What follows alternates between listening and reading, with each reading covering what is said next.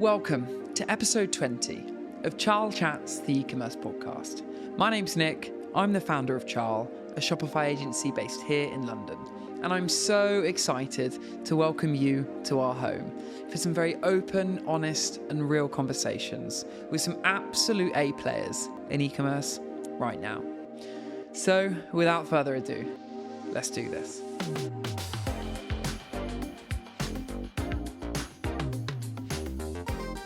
Henry, Millie, welcome to CharleChats, the Ecommerce Podcast. Hang on, let me just get this straight. You guys launched a business a week ago. Yeah, 1 week ago. Yeah, can you not tell? To be honest, fair play, I would have bailed on me if I was you guys. I'm not going to lie. Thought about it, I can't lie. Crossed the mind. Well, look, guys, I've been following you guys for a little while now, watching you build Salt and get to this moment of launching this business, because you haven't keeping it a secret, let's say. No. But let's just start with some intros. So, Millie, take it away. Give us a little bit about you. Yeah, so I am a fitness, lifestyle, wellness influencer. I've been doing content creation for about 5 years now. I basically started my Instagram page in lockdown. I had like a whole eating disorder for like 8 years. Grew my following through going through like a weight gain journey. And then from there, I literally made social media my full-time job. So it kind of just went from 0 to 100 straight away. And that's essentially how me and Hen met, through social media, through Instagram. Hen reached out and yeah, went from there, but we'll talk about that in a bit. But yeah, that's pretty much my background. And I do, just lots of content creation. And what were you doing before lockdown? I was at uni. So Nice. I did psychology at Sussex. And yeah, so I did psychology for 3 years, literally graduated in lockdown, and I didn't actually have a job like after that. Actually, I don't know if I told. No, it's all new to me as well. It's quite nice. Yeah. But It's good info. Let's go. We're actually in the same year then. So I graduated in COVID as well. Oh, 2020. Yeah. Yeah. Because like being in an office, I never saw an office. Like, I'm not gonna lie, coming into this office was like one of the first offices that I've seen, which is really strange. But it's all really fun. It's all really exciting. Like, I love my job. I love working for myself. I love creating content. I've got such an amazing community as well. And it's such a new thing still that people, even my parents, don't understand. So yeah, everything is forever changing, which is exciting, but also at the same time very stressful. I can imagine. Like, and you've got a big community now, right? Yeah. I've got about, I don't know what to say. Go on, do a little number drop. We love it. It's so funny if you drop by the time this goes live. Imagine that. So if I what? If you drop followers by the time this goes live. Oh, don't.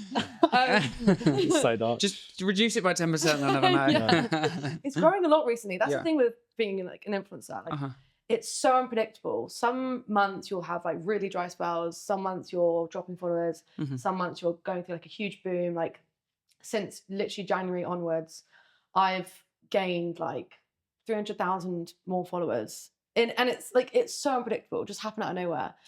So now I'm sitting at nearly 600,000 Wow. on Instagram, So it's which is great. Great foundation to build a business on. Yeah, exactly. Yeah, it's happened at the perfect timing, because like coming live with Salt in January was working at the exact same time as my following grow even more as well. So it's like, it worked at perfect timing. But yeah, it's very unpredictable. Yeah, I can imagine. And Henry, give us an intro. So similar to Millie actually, same year, not similar to actually, but similar. I went to uni in Newcastle and graduated in 2020. Never actually went to uni to graduate, so graduated from home, which is quite boring. I was the only Papora to go to university, so my mum was quite annoyed that she'd get that photo of me, that throwing nothing. But went straight into building my own brand out of university. There wasn't any jobs going at that time, so you had to kind of like do something yourself because obviously the unpredictability of COVID. Then built that brand for about 2 years. I then left that, started basically like in the influencer creator VC sort of space, so backing brands with creators, but like very big names in the US, so like Kardashian, stuff like that, pairing with brands. So I've always been obsessed with the creator economy and how it can basically change brands and shape the ecosystem of what like the everyday people buy, like the everyday consumer like us purchase. Then I was at a brand called Pure Sport for 2 years. So I was very early stage there. Met with Grayson through my old job, and then a day later texted me like, mate, I want to join. Then he hired me a week later after that. So it's really cool. Nice. So yeah, was there for 2 years, did a lot of their ambassador, influencer, content creation side of things, and that sort of exploded over sort of TikTok and Instagram. And that's where I really sort of understood how influencers can play a huge part into brands and moving away from just like paid ads and actually way more sort of community building, authentic creation. So that was until this time last year, pretty much. So left there on the 10th of May last year, and then messaged Millie September, and then bam, Salt started. So we had to, sorry. Yeah, no. So it's interesting. You both kind of got that background in building communities, building loyal followings. So tell me about that moment where you both met. Yeah. Before Salt was a thing. I'm not gonna lie. When Hen reached out, I was thinking, oh, it's just another bloke, like give me sliding another into pitch. the DMs. You know, like because when I don't know, I had received a lot of business proposals, business ideas, everything, and nothing was really hitting. I just kind of always saw it as like a way to use my following, and that was pretty much it.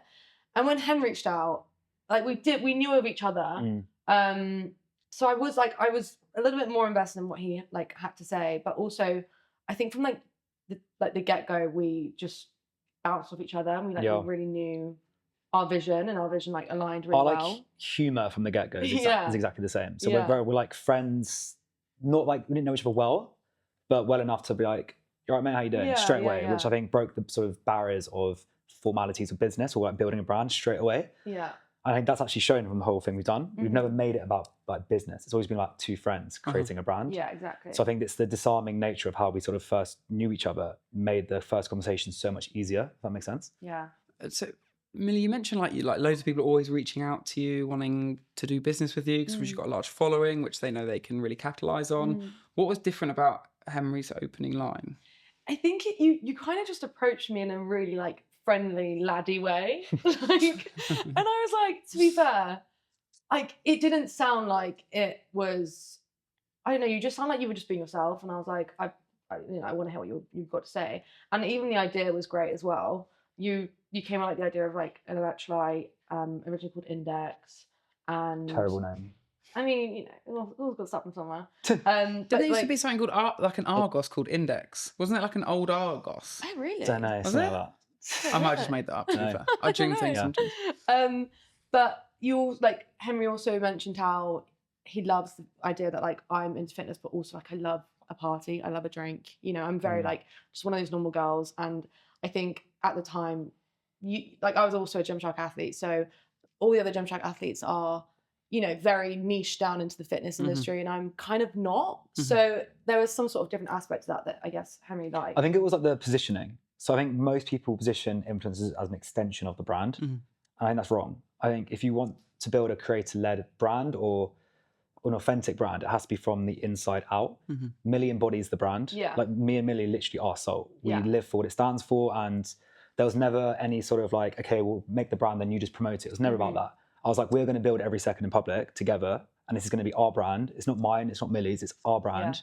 And we stand for the approach of what it's about, and hopefully basically like democratize electrolytes and the meaning behind it and the marketing to the everyday person who deserves better than just like a performance-driven sports brand, because it's not about that. It's about trying to get better every day, but also, you know, life's not that deep. Enjoy yourself. Go for a beer, meet your mate, that kind of thing. So a lot of brands have a big why to like why they're doing what they're doing. What is your brand why?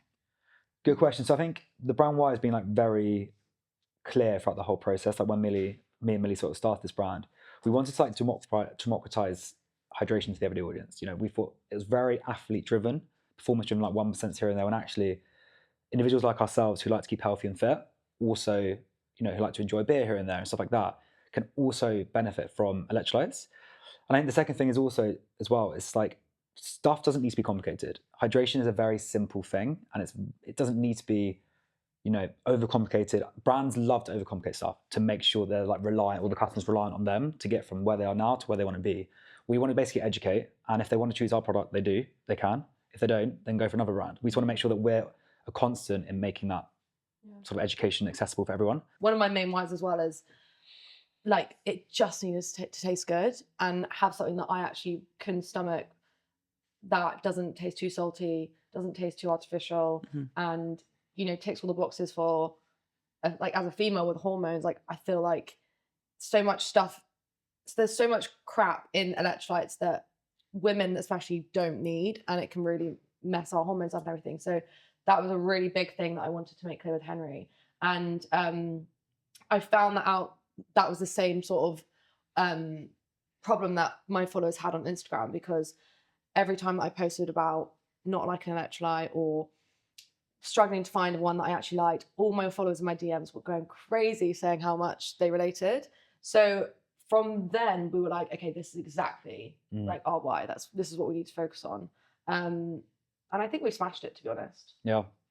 I love that. I think the fact that you're so clear about the why is a differentiator in its very own right. Like literally what you were just saying, Millie, about like ingredients, and I wouldn't even know that was an issue. And you've got a really unique position where you can really listen to a mass of people that have similar interests to you, to really understand that. So I think that's awesome, and keep pushing that message, because I'm sure if you guys are feeling it, then millions of other people are as well. Sure. 100%. Well, I thought I would put to the test how well you two really know each other. Yeah. So I thought it'd be fun to play a game of Mr. and Mrs. All right. I feel Are you up for the challenge? Yeah, I feel like we know each other too So I'm going well. to give you one each. See? So now we're going to really find out. So I'm going to ask a question. Yeah. Quick fire answer. You have to say Henry or Millie. Okay. Okay? Is there a prize at the end? Sure. Okay. Are you ready? Yes. Quick fire. No looking at each other's answers Yeah. until we've answered. Who is the most likely to be late to a call?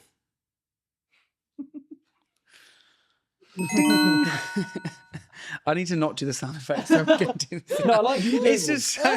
You doing it better. No, it's just too tempting, you know? Yeah. What is the thing, the TV show? Our survey says. Our survey says. Okay, so when it comes to branding, I feel like I already know the answer to this question now. Who is the biggest perfectionist?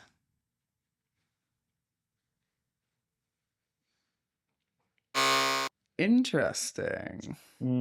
Interesting. Because I've always said, Hen, it's never going to be perfect. Yeah. We need to just keep going. Because like, there's so many times where we've been held back or delayed stuff. I think it's because actually we switched in recent. At the start, I was like beyond annoying. I was like, no, this thing's there, this thing's there. And Millie's like, fucking hurry up.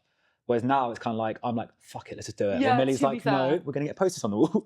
But So I this think is- it's switched in the last couple of months. That's so interesting. Yeah. But this is like the whole like Google and Apple debate, isn't it? Apple Yeah. will like perfect everything until they release it. Yeah. Whereas Google just like roll shit out. Yeah. And Well, I think the they'll biggest fix it thing was later. we always said was getting 0 to 1 is the hardest part. Mm. Because we could have gone back and forth. I mean, we launched that in 6 months pretty There much. was still so much we could have changed about this. Yeah, like that's unheard of. A brand from ideation to like launch in 6 months. I mean, it took like huge brands a year to launch their own brand, their own product within a brand that's already established with a load of money behind us. Them.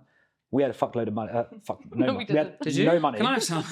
We had 0 money, We just but had a fat load of ambition. fuckload of ambition, Yeah, and that we managed to founder create hustle. that. Yeah, Yeah. because I think the perfectionism / just crack on with it. Yeah. We had a very good sort of But you know what? pair. It's so funny what you can achieve when it's just like there's no like gatekeepers to things as well. No. Like even some of the brands that we work with that are bigger organizations, just to get small things done, you my just God, watch it. It's like I've got to ask this department, that person, or it's Oh not my had God, approvals, yeah. and it's like I'm not meeting that person for 2 Yeah. weeks. Whereas like even as we run Charle, if we want to do something, we just go right, crack let's on. give it a go, Yeah. and it's done next week. Well, I Yeah. think agility is the best part about being a small brand. Yeah. Like you rather mess up doing something that's different and creative rather than having to be like, oh, should we do this? Yeah, 100%.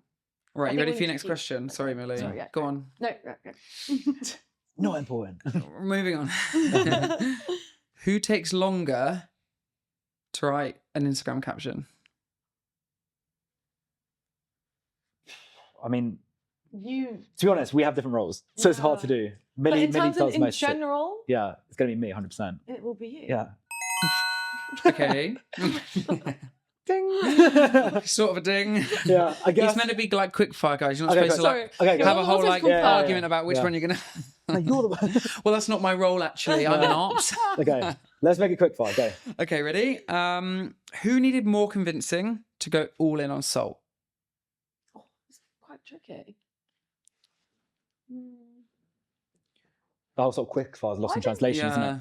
I feel like we need the But I countdown didn't need clock. convincing. No, you didn't. Play against quickfire. Go. Yeah. This is trying to make it fucking hurry up.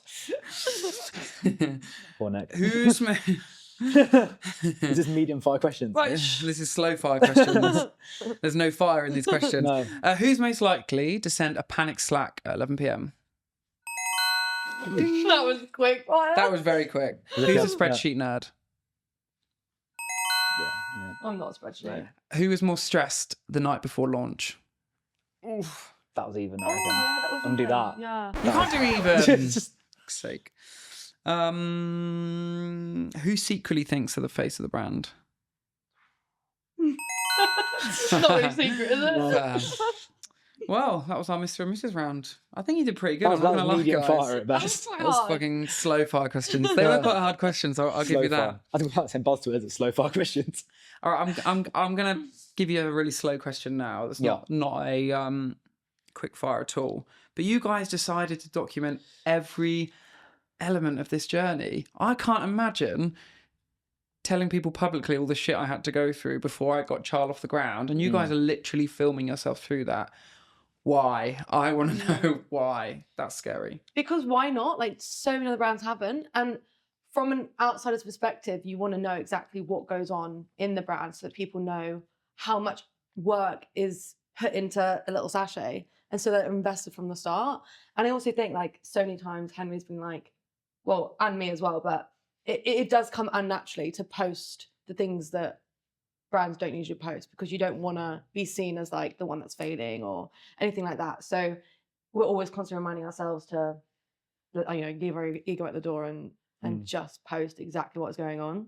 It's like agency land is terrible for just posting wins. Like, Yeah. it's just it's not realistic. And LinkedIn is like really bad for that in general, I think, across all LinkedIn's brands. But it's horrific. like so excited to now be partnering with this brand and winning this person. Whereas I think there's a whole like new wave of people that are like, last week was really shit. Yeah.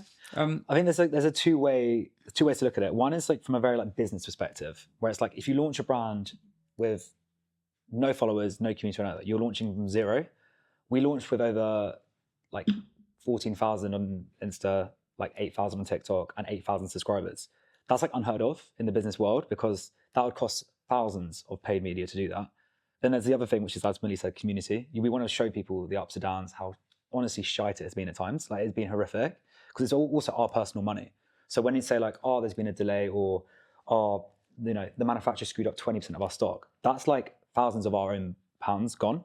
And it's not like, well, I feel like when brands don't say that, you kind of have brands and humans are disconnected. Salt is a human, it's a person, and it's kind of like me and Millie combined, and it will always be that. I think building it in the sort of way we've done it will always sort of, what's the word called? Like personification, is that the word? Where you sort of make it a human, And I think that's what I think Millie in particular is brilliant at doing. It's making Salt into a friend, a human, a WhatsApp chat, which I think is different to pretty much any other brand out there. And it's like we can get people's decisions and feedback before even launching a product, which is so valuable. So that way, when they see the product in hand, they're like, well, I actually am part of this product. Like I chose the color. Yeah, I mean, even Season the Water, that was a community chose that. I chose the slogan. Like, they can see themselves in this product. I think that is so special.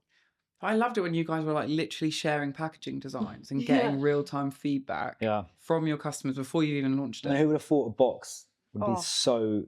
Well, I mean, it's crazy how many people invested in it. We had like, that was our most engaging videos, was box-related content. It's like, it's a box, but we realised it's not a box. It identifies way more than the box, because obviously that's what's going to be on people's kitchens, bedrooms, stuff like that. And that's literally been completely redesigned by someone in the community. We had a completely different design. So, but when you're not involved in it, it is just a box on a shelf. Exactly, yeah. You don't see everything else in it. So, has there been any like downsides to building publicly?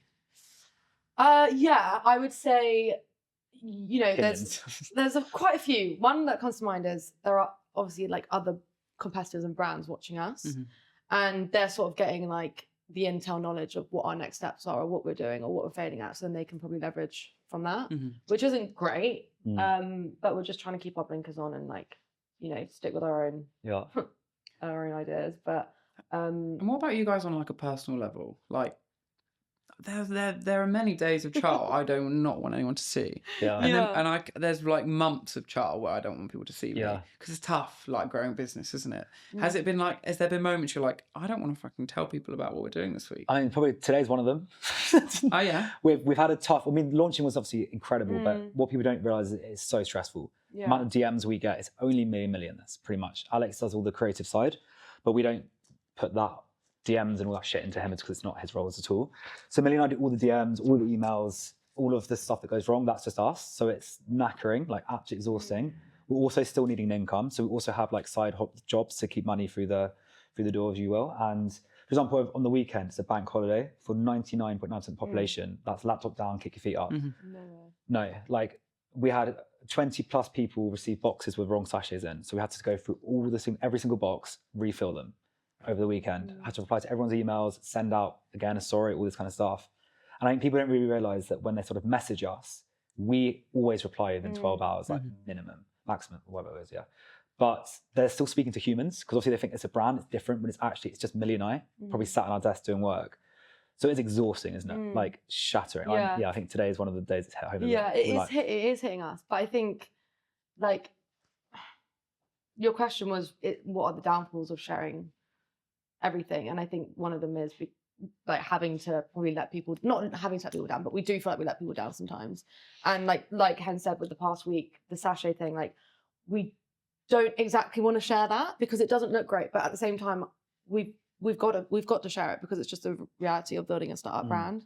But it's just how we do it, basically, is what we're trying to I think a good find out. analogy is like a TV program, like, I don't know, what do people watch these days? Like Keep Up Kardashians, like, I don't know, all that kind of shit. I'm sure those guys don't want to be, they don't want to be shown in the light because it doesn't look necessarily good on them, or let's say their boyfriend cheats on whatever that has to be, right? But people like that because that's real life. This brand is real life. There's no, glossing over the side. So I think we have to be, as you said, leave the ego at the door and like just say how it is because it's real life. If that makes sense. But it feels like everyone's talking about you guys right now. I'm not going to lie. Like, I literally go on my LinkedIn, there's somebody else saying, oh my God, look what these guys are doing. They're building in public. It's like you mentioned earlier, like this industry is hard to differentiate, right? Because the ingredients are similar or whatever.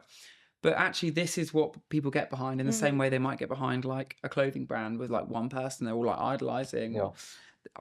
Is that kind of the idea behind building publicly? For you guys, is that actually people can really feel the people that sit behind the brand. Yeah, 100%. Like Hen always says, they're buying into the people, not the product.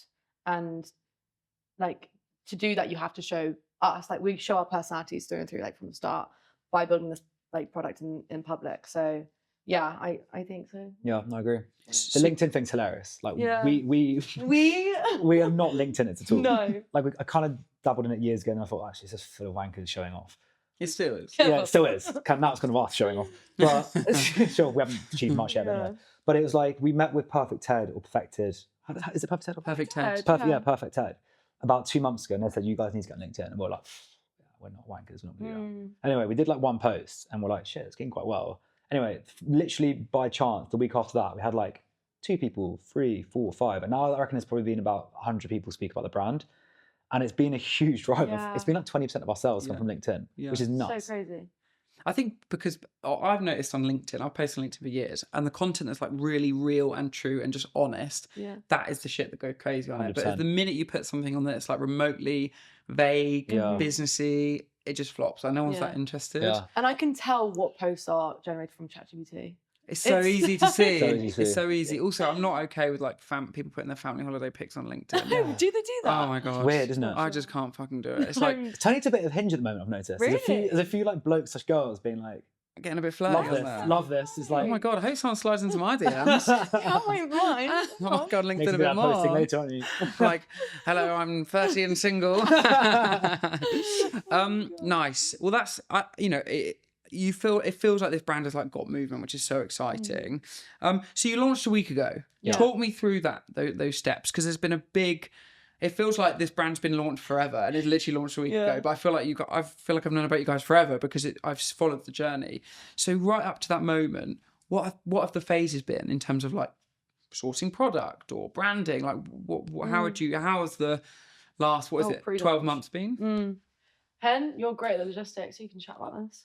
Okay, sweet. So This is your role. I've also, you know what, I like to journal a lot. So I've been writing loads of notes on my notes app of like things that we've done and sold, questions that we ask ourselves that we can look back all the time. Like, Yeah. maybe I in love 50 years' this. time. So I'm gonna like. You look at your this, or journal, you- and Henry can tell so us. essentially, Millie and I met in September very briefly to discuss the brand. So from that point onwards, I pretty much had the supply chain-ish sorted of where I want to get it sourced. I was very particular about everything being UK based, from the sachet to the ingredients to the box itself. Everything's UK. I just think it needs to be in this day and age. And so since that point, we knew roughly what we wanted to do. And then it was just basically like the exact formulation, how we're going to go about doing it, and the building and public side, which took far longer than we thought. We thought we'd have it launched by January latest, but with everything, things take way longer. So I think from ideation to like actually having like pretty much a product ready to go, that took like 4 months. Other than that, it was us being very black and white, fluffing stuff up a lot. Basically like getting content for content's sake, doing stuff like the Simon Squibb stuff. Like if you tell like any finance director in a company what we're doing, they'll be like, fuck off, like no chance. There's irrational marketing stuff we've done for that sake, because people like irrational stuff. Like, you know, writing slut on Strava. Yeah. Every we brand did would say it, no, yeah. because that's damaging, but we're like, well, it's funny. But these things were like making people talk about it on LinkedIn and stuff as well. So It's like keystone obviously- moments, wasn't Yeah, it? the keystone moments for sure. So I don't know if you know about the Simon Squibb salt. Tell me. So we did a on Strava, you know how you can see the route that people have ran. So we thought, well, how can we use this? Like, we can write salt in this route. But I said to Hen, like, why don't we just write slut and, you misspelled basically it. pretend that we misspelled it. So that kind of idea linked with us meeting with Simon Squibb. So we could just thought, well, let's just run to Simon, do this salt idea or slut idea, and make a whole video out of it, as well as like use his like content team as well. And how did like, you open that door initially? You Yeah, so I him. was shooting, you know, Miles, the finance Miles guy, TikTok. TikTok dude. So we were shooting for his brand, and a couple hours later was having some beers to finish it on a Saturday, and Simon Squibb walked by, and my friend was like, that's Simon Squibb, and I was like, oh, here we go. So I put my beer down. I was about 4 beers deep, so I was quite like, And you down the beer, you're like, fuck this, I'm doing it. And I was like, man, I need 5 minutes of your time. He was like, go. Half an hour later, we were still speaking. So we got on really well. And I said, like, look, I promise you I'm going to make index or salt, whatever we called it at the time, like in something. Oh, no, it was salt then. It was salt then. And he was like, okay, sweet, let's stay in touch. And I think one thing he said, like, he was like, you guys are doing what you say you're doing. He was like, it's quite rare that people have an idea, have a business and actually commit. Whereas we're like saying something and doing it, which I think he's actually been like, fair play to you guys. I'm going to support you for doing that. And to be honest, he's been phenomenal. He's been so helpful. You know, he calls me up on a Saturday being like, how you doing, bro? Like this kind of stuff. And I think, I don't know, I feel like for you, like as well, like when we saw him, I didn't know much about him. I thought, how can he possibly have this many people? He's probably just social media. Like he's generally a man of his word. Like it's incredible how much he helps. And I mean, the video did really well. Yeah, hundreds of thousands of impressions. So he posted you guys, told your story, and that really helped like, get the brand moving. We've got another one coming out this week, which we won't really show you fun. yet, but it's probably the best one yet. Yeah, that's so exciting. Yeah, really cool. good. We always just try and think like, how can we, you know, everyone was like thinking about content and everyone's thinking about what's the next thing to do, but we're always thinking about how are we going to make this different to everyone else? Like, how are we going to, like, no matter how crazy the idea is, we're going to make it happen. And like, that's what differentiates us between other brands, I guess. So I think it's like the agility. Like we're crap at so many things. Like we're shit at so much stuff. But what we are so good at doing is, if we've got an idea, we'll like do it. And if it flops, it flops. Who cares? Exactly. Whatever. Like no one remember it. I don't know if you saw the James Watt billboard thing. Yeah. That literally happened within 12 hours, probably less than that. We managed to get ourselves like on a billboard. Alex, the creative genius, like put us on a unicorn with James's face and put us on a billboard. We made the video, put it out on social media, then pitched to James, all within probably 8 hours. Yeah. So it's crazy. And how did the pitch go? It went really well. It was a 1 minute pitch. And he's keen, been to his house a few times now. Yeah. He wants to get involved. Yeah, 1 minute. It was so stressful. We were in a pub. So stressed. No, is it Victoria? Why is it 1 minute? Yeah, just because it's like he doesn't want to talk to you? Because there are other pitches that... everyone just gets to 1 minute and in and out. But it's in a pub, so bear in mind it was like a crowded pub. You know the noise of people just talking? Yeah. Overwhelming. Like that. And me and Millie were like, sorry mate, what did you say? Yeah. It's like Jimmy Samples were like, Oh no. We've It's done like everything you else. lost in 10 seconds now. Yeah, we haven't done anything else bar bring Yeah. our products because it was Yeah. just like so last minute. Yeah. So yeah. And I think with anyone, like they'll think of that idea and they'll be like, well, that's not going to happen in 8 hours. But Mhm. we just make it happen. Yeah. We just find ways. That's So wild. yeah, an but extra it's been for London Marathon. stressful. Oh my god. London Marathon coming up, like right, what do we do? So, Yeah. Lastminute.com. 4 days to go. Lastminute.com. We'll And I'm not gonna lie, there are times where I literally wanted to slap Henry around the face because of how last minute it's been. But like, it's so rewarding when you actually like get it done. But the fact that you're delivering things in like a really tight windows probably means that opportunity moment to make stuff really relevant. Yeah, exactly. Like Yeah. it's like shit, London Marathon now, go. Exactly. Whereas most brands probably wouldn't engage with so many events in their first year of trading because they can't do it. I think it all. also like heightens the authenticity of it because when you have like months and months to plan something, you're probably thinking too You're deeply thinking into too it. strategically about it. Whereas yeah. we don't really think about the strategic side of things. We think about what the meaning behind it is. What was I watching the other day? Oh, this guy, his YouTuber was like, he always posts on the day he edits because he says every time he posts something on the day that he edits, the engagement's like tenfold better. Yeah. I agree. Really? 100%. Like even yesterday, I did a whole reel and I filmed it and posted it on the day, and it's so last minute and so stressful. But like people do see the like current time in it. Do you think it's like because the algorithm just like favors posts that have a timestamp that are today, or do you think it's because like the content's real, or like it's way more I think realistic? it's less polished, isn't it? Yeah, it's less polished. It's real. It's like it's just a person. People like 5 years ago that probably wouldn't have been the case, but now everyone literally sees social media as like real people. Like then they don't fall for the polished dramatized things anymore. So yeah, you can just see it's a through it, thing. right? Yeah. So tell me, what are we in? Is it been a full week? What day are we? Tuesday. Full week. Happy week. It's the first time we've seen each other since launch Congratulations, as guys. well. Yeah. It's been a week. So week. you were literally on day 7 of launching. How's it been? It's been like we didn't really know what to expect with launch. Yeah. It went really, really well. Like it really did. You obviously wanted to sell out, but like we didn't sell out on the day. Didn't sell out. But we still did so well, and we've got so many incredible feedback from people. Like they love the product, which I mean, speaking for myself, I don't know about you, I was so scared what people would think because obviously it's such a personalized thing. So and you've shared that journey exactly, as well, so the and pressure's for the even build-up, higher. Yeah. So everyone actually loves the product so much. We're seeing people do TikTok reviews about it. Like That it's is really, surreal. Yeah, it's There's really, like lovely people in the community who are just like posting. Well, they didn't. It's like some that aren't even tagging us. Like, oh, I've got some new lecture. Is it mental seeing your little sachets so- in like random people's houses? Like that honestly, just blows It's your so mind. rewarding, that isn't it? It Like something is. you spent hours doing, and like obviously to you, it's just like you expect that to happen, but you never know what the feeling is going to be like when you see. Like, I mean, just flicking through TikTok and stuff. Oh shit, that's our brand, and it's just it's an incredible feeling. it's really great. It is. It's like your little kid or something. So that's one really like amazing thing about Yeah. launch so far. But it's been stressful. It's been stressful. Like a week. I don't know where that week's gone. Yeah. Genuinely don't know where that week's gone. But also it's kind of been like half a week because of bank holiday and everything, But anyway, we're just gonna keep going. Yeah, And we're moving into like a new era now, so we're Yeah. trying to basically it's all new for us as well. Like we're by no means experts in. People say like we're marketing geniuses, we're not at all. Like we're still learning just as everyone else is.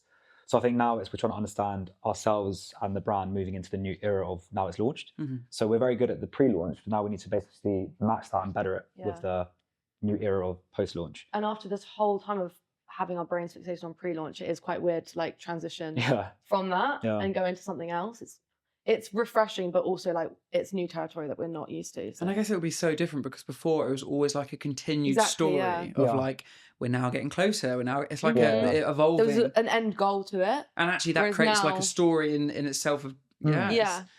And how much are you relying on customer feedback? Have you asked customers for? I know you said you've had some positive stuff, but have you asked customers for Yeah, feedback? we actually Funny you say that. we did put up a story this morning. Oh yeah. So we wanted to know what everyone thought. So let me have a look. Oh my god. So you posted on your Instagram account saying? Because we have got some feedback. Oh my goodness. Some live feedback, guys. So when did you post the story? I posted a story a few hours ago. Nice. And we've got, what should we say? There's nothing hidden here. We're literally gonna let's have some real live feedback. I'm not gonna. So I basically put a story up saying, what's your feedback or any questions about Soul? Okay. And we've got one person saying, do I say their name? No. Let's stay anonymous. One just in person case. saying, I think it's amazing what you guys are doing. One person saying, I want to come work with you guys. It looks so fun. Any time frame guesses when we'll expand into the international market? Sorry, I love how they said we'll. Yeah. Like this person has. They're like part of your Yeah, community. that's when we'll expand. That's really lovely. That's so nice. International market, yeah. That's a good one. To be fair, on the launch day, we had Henry's so many. I'm just focusing on the marathon right now. To be honest, within a week we changed from UK only to UK and EU. Yeah. Basically, it's a lot of learning because obviously with the tax, tariffs, shipping, it's not simple. Like there's so many moving parts, all this stuff, and trying to make sure you tick off everything perfectly because things just can't go wrong is hard to do. And like the international side of things, that's a whole different level. I think also like platforms like Shopify make it so easy to sell across border that you can literally just flick on a switch and suddenly you're in another currency. Yeah. But actually it's like the wider strategy of like you end up diluting your time otherwise. I think is like if you're going right, we're going to go and sell to the US, we're taking on the US tomorrow, and it's like actually we're just getting started in the UK. It's small things that like I don't think many people think about, but we're obsessed with touch points of the brand. Like for example, like you see the barcode here, like it says salt in the barcode. It's tiny things like that which like people don't really think about, but we try and think about all the small things that people don't really or take for granted. So like with UK postage, we went live on Tuesday at like 6:30 p.m. or 7:30 p.m. Yeah. People were receiving it at 10 a.m. the next day. So it's basically like we're like matching Amazon Prime. And that touch point we can't do internationally. And I don't want to fail at that until I can crack it. If that makes sense? Because it would take 2-3 weeks to arrive in America. And that's not good enough. Like that's not. So until we can smash that, I don't think it's worthwhile to make sure the customer isn't getting, frustrated or because it's a small touch. It's a first touch point. And you know what? Fast delivery, it feels so personal when you get something that quick. I always think like if you literally put, what did I order the other day? I can't remember. I ordered something and it was literally there like the next morning. Like you feel prioritised. And I actually feel in my now they were Amazon Prime and they didn't. No, but the thing is, you don't actually. I never thought in that moment. I didn't go, "Oh, the couriers were really good." I thought, "Wow, that brand's good." Yeah. So even if there's like a courier instant, I think people really put it onto the brand. 100%. If that makes sense. Well, I mean, like it's when from my previous experience, other brands, when there's something delayed, it's not Royal Mail's fault. It's the brand's fault. Yeah. And if they've lost the packaging, the brand's lost the packaging. It's not the courier, as you said. So it's just every touch point needs to be perfect. Otherwise, people will hate you. And it does make a massive difference on how quickly. And but then also, I guess it's like working out. Would we rather let people down and sort of, I guess, not let them have the product for X amount of time because we're trying to perfect that touch point, or would we rather them be able to get the product, but then they just have to wait 2 weeks? It's like working out the balance between what is that priority. And like for me, I think I want to prioritize them as much as we're prioritizing the EU as well. No, for sure. So I'd like love for them to get the product as soon as possible.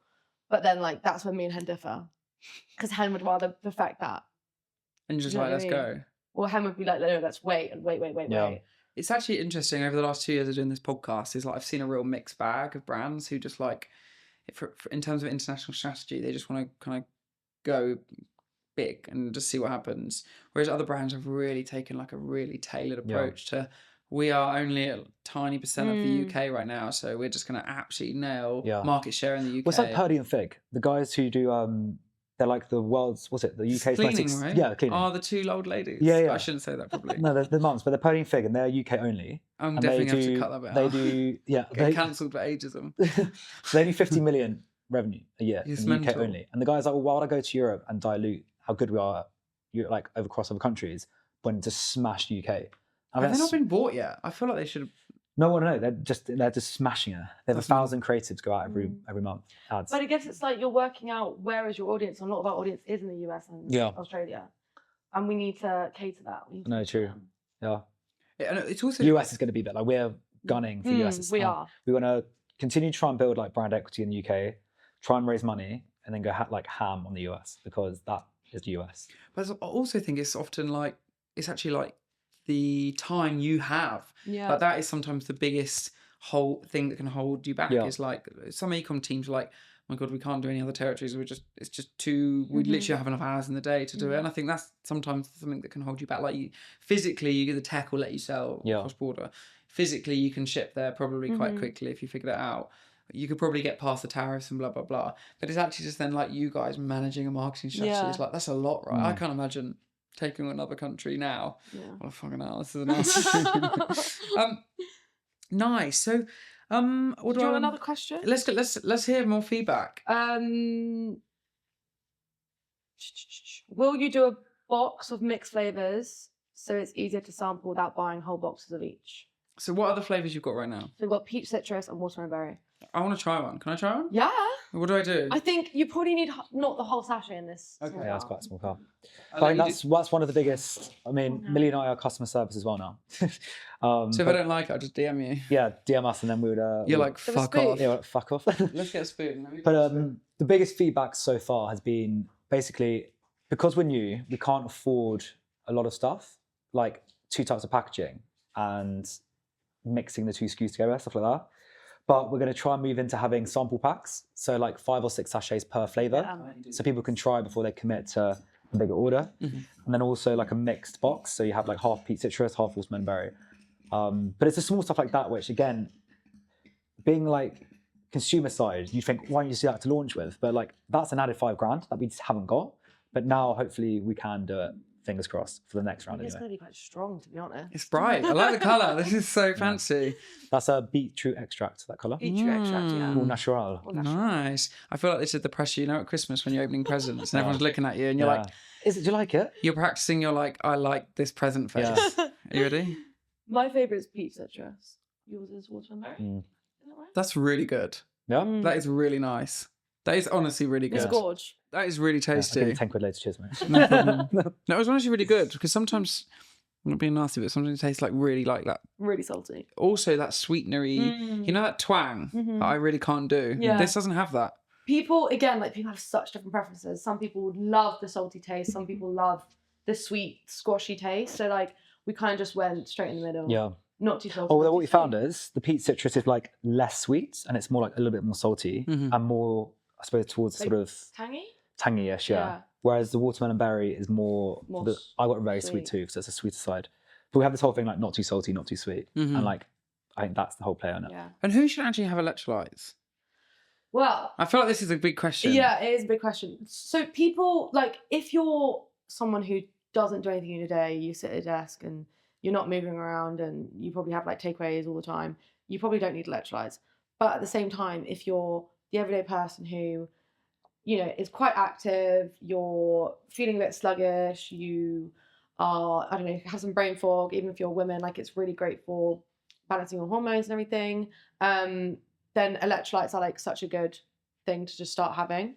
I have mine probably like on days when I'm a bit more active. So like today I'm running around, I'm doing so many different things. Like my electrolyte levels are probably just going to be a little bit dropped. So I'll have an electrolyte in the morning. Definitely when I'm like working out or doing my runs. I mean 100% on the marathon on Sunday. Also for recovery as well, it's really good. I think it's Travelling also is like really it's a great like coffee alternative. Yeah. So I'm not sure if you I mean, like it hasn't listen got to caffeine in it. no, but if you like listen to like Andrew Huberman, like the experts in the space too, there's a huge sort of spat of research at the moment going into how caffeine pretty much completely screws up your circadian rhythm, so your body's clock. So when you wake up, you should at least wait an hour and a half for having caffeine, otherwise you have that slump midday. That's why people feel shit like midday a lot of the time. It's because they had caffeine too early. But your sort of salt receptors are absolutely firing at that time. So like wake up, you're probably a bit dehydrated from sleeping, have an electrolyte, then have your coffee. You know, I'm addicted. I have about 4 or 5 coffees a day, but I always try and wait like an hour and a half. So it's stuff like that where it's just a small, tiny percent you can just improve on in your life, which will hopefully make you live a sort of slightly happier, healthy life. I think that's something we're big on as well. It's like how we can encourage that lifestyle. You know, electrolytes aren't for everyone. We're not going to try and push your electrolytes, you don't need them. Also, there's other brands out there. Like, if you want a slightly cheaper one, feel free, because we know we are expensive. If you want one that tastes different, like, go for that brand.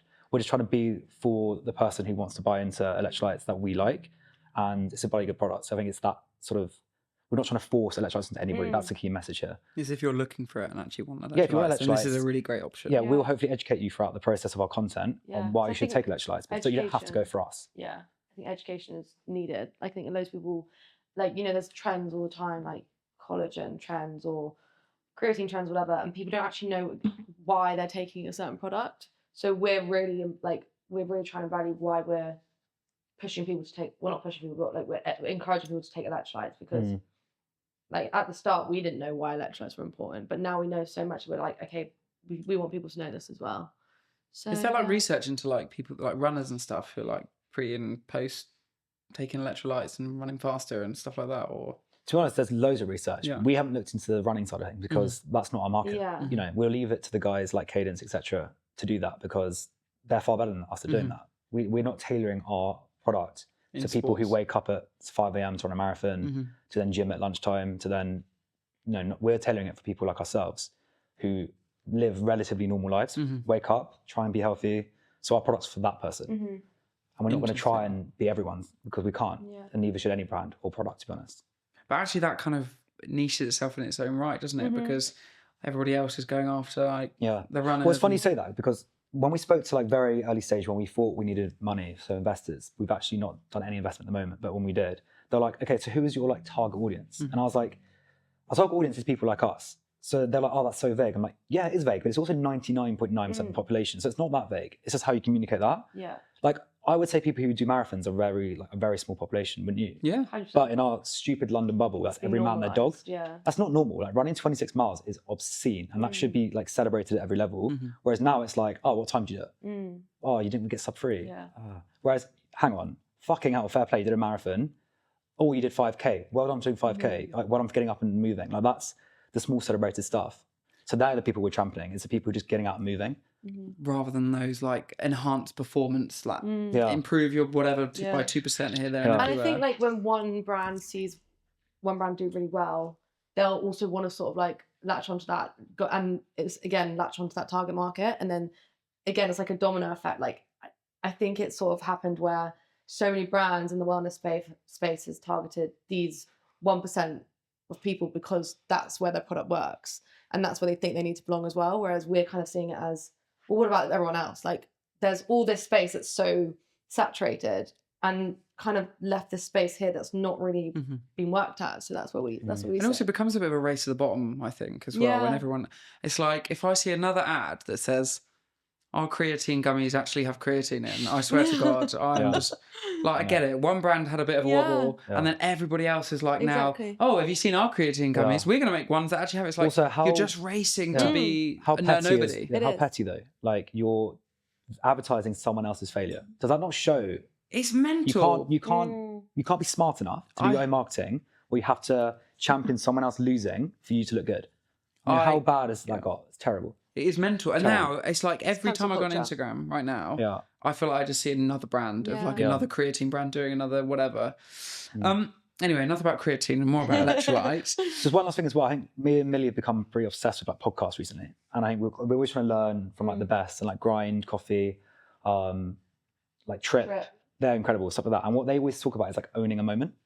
And I think there's no real hydration man that owns a moment in today's world. It's kind of just like, oh, like do it after a run or do it after the sauna, whatever. What does it mean to own a moment? So think about like, where does coffee sit in your routine in life? In the morning. Yeah, exactly. So what moment is that? It's your morning routine. What does mouth tape? Where does that own? At night. Nighttime, sleeping. Exactly, yeah. So Trip own their moment in when you're feeling a bit anxious, a bit stressed. They're owning that moment for you to calm down. And for us, we're just trying to work out where does Salt own the moment? And we're still trying to learn when that will be. So when you say like, oh, what's your target audience? That will naturally evolve, hopefully, when we try and figure out exactly when we're trying to own that moment. Because at the moment, it's a little bit like, own post-run in the morning, this, that. But with Trip, it's like they do it so well because their moment is across the whole day. Yeah. And the individual moment is down to the individual themselves. 100%. It's more of it's a moment of a certain emotion. Exactly. Rather than like a time moment. Exactly. So you don't want to exactly like, limit yourself to just a certain time of day when you can actually have that moment across any moments of the day. And commercially, that makes so much sense because ultimately, with products like these that are replenishable and sit into like a daily routine, this is retention marketing at its finest, right? And, what I was going to say, that's why we also sort of are tapping into a little bit of like the hangover area as well, because that moment is at the end of your night after some beers, or the next morning, and when you're hungover.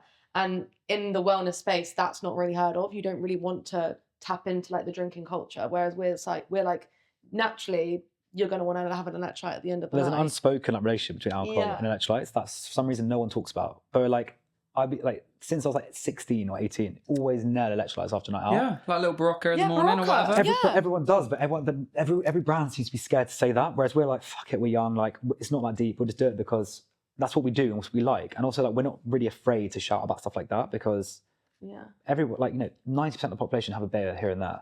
We're not encouraging drinking, but if we can just help out a little bit, why not? It's almost like a little pick-me-up moment. Yeah. When you need a little pick-me-up. Yeah. There you go, done. Sorted. Now to breathe. Little pick me up. So it's the 22nd of April. This episode does not go live until early August. Mm-hmm. In 3 months, where do you want to be? Good question. I think we'd like to be on our next round of like packaging iterations. So we want to, we've had a lot of customers say like, oh, can we do taster packs or mix packs? So we won't be able to do all of that at the moment, but we will definitely want to do like taster packs so people can try before they commit to a large order. So that's the first thing, just improve our customer sort of experience within the actual product itself perspective. 2, we constantly are refining the product itself, making it tastier, better, etc. We're working on getting an IP for the flavor itself so that we actually own the flavor. Nice. The third thing is we'd love some, or at least a little bit of some retail sort of activation, whether we're in some, B2B corporate spaces. We're working on one with, like Ben Jeffries, Casperly, influencer. We're stocking their office with salt, which is incredible. Anything else? We'd probably want to like have some sort of starting in like the collaboration world of the other brand. Yeah, we've got some things up our sleeves. Let's just say. Yeah, we want to sort of solidify. It's a big 3 months ahead then. Yeah. And another thing is just like a big one for us is just keeping it as authentic. So like we don't want to become just any other brand. We want to keep sure we're transparent as always the whole way through. Keep growing. Keep the storytelling. Not just flop. Yeah. We want to keep relevant the whole time. And 3 months is a hard time to keep relevant as well. So we want to keep being relevant essentially. Essentially, I think we just need to do everything we're doing so far, but better and bigger. That's what I'd love to do. So when we say in 3 months' time, we'll have packaging sorted, 1 retail spot or 2, and 1 corporate spot.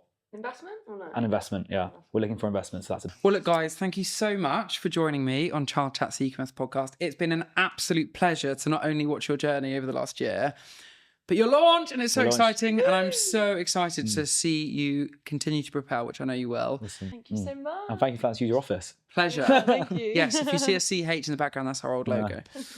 Thanks, guys. Thank you so much for joining us on episode 20 of CharleChats, the Ecommerce Podcast. What a story, building in public for everybody to see, and a brand that launched just 3 months ago. Please follow us on socials, and we'll be back again real soon.